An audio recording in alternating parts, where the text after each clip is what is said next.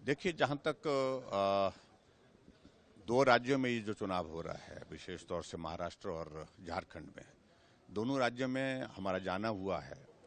जो अपने साथियों से बातचीत है, जो फीडबैक उसके आधार पर और जो माहौल, जो वातावरण हम देख रहे हैं, उसके मुताबिक मैं दावे के साथ कह सकता हूं कि ऐसी स्थिति बन गई है कि दोनों राज्य में भारतीय जनता पार्टी की सरकार बनेगी। महाराष्ट्र में फिर से बनेगी और झारखंड में जो है वो एनडीए की सरकार यानी कि भारतीय जनता पार्टी के नेतृत्व में बनेगी, निश्चित रूप से बनेगी, क्योंकि झारखंड विकास की दृष्टि से लगातार पिछड़ता जा रहा है। बहुत सारे संसाधन होने के बावजूद भी जिस प्रकार से यहाँ पर लूट मची है, एक सांसद के घर से 350 करोड़ रुपए मिलते हैं, अधिकारियों के घर से करोड़ों रुपए मिलते हैं, मुख्यमंत्री जेल की सलाखों के पीछे चले जाते हैं, अधिकारी जेल में चले जाते हैं, और उस राज्य में इस पार्टी से और कांग्रेस पार्टी से विकास की उम्मीद, काम की उम्मीद लगाना मुझे लगता है कि बिल्कुल भी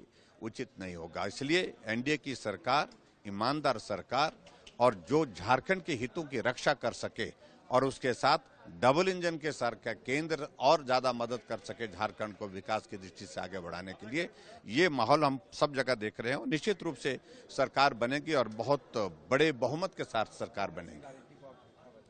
कांग्रेस की गारंटी के बारे में मैंने कहा ना, जो वादे किए थे हिमाचल प्रदेश में, उन्होंने झूठी गारंटी दे करके, 10 गारंटी दे करके सत्ता हासिल की।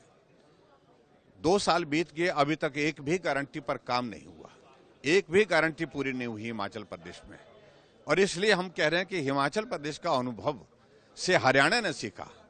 हरियाणा में कांग्रेस के नेता गए कि हमारी गारंटियां पूरी हो गई, हिमाचल जा करके देखिए। हरियाणा बोलने का, हम तो रोजाना देखते हैं, हरियाणा हमारा, हिमाचल हमारा पड़ोसी राज्य है, लेकिन कोई भी गारंटी वहां पर जब पूरी नहीं हुई तो हम इस झांसे में नहीं आएंगे। और हरियाणा ने फिर से भारतीय जनता पार्टी की सरकार वहां पर सत्ता में लाई।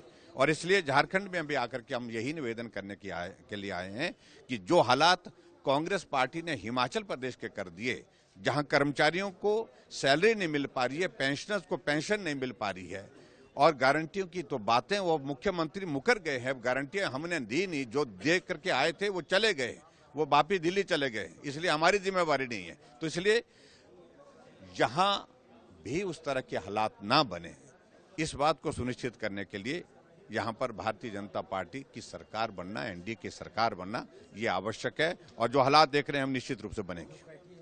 घुसपैठी के बारे में सिर्फ सीधा बड़ा हमारी पार्टी का बड़ा साफ है कि देश के हर नागरिक की रक्षा करना, सुरक्षा करना, वो आगे बढ़े, विकास के काम में वो अपना योगदान दे सके, ये आवश्यक है।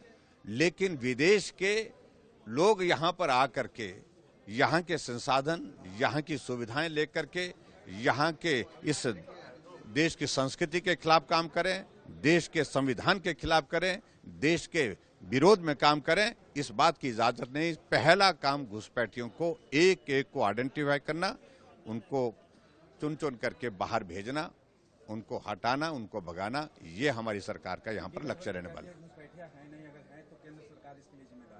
देखिए, इस बात को लेकर के मैं सिर्फ इतना ही कहना चाह रहा हूँ कि वोट के खातिर किस निम्न स्तर पर कांग्रेस के नेता, इंडी गठबंधन के नेता गिर चुके हैं। जिस प्रकार से सभी को कह रहे हैं कि आप आइए, बांग्लादेश के लोगों को, घुसपैठियों को यहाँ आने का निमंत्रण दे रहे हैं, और उसके बाद कह रहे हैं कि आप आइए और रहिए, ठहरिए, हम आपको सारी सुविधाएं देंगे, सिर्फ आप हमको वोट दे दीजिए। ये मैं समझता हूँ कि बहुत दुर्भाग्यपूर्ण है। ये कांग्रेस पार्टी का चेहरा अब एक्सपोज हो चुका है, और मुझे लगता है कि झारखंड की जनता बहुत जोरदार तरीके से उनको जवाब देगी जब यहाँ पर एनडीए की यानी कि भाजपा की सरकार बनेगी।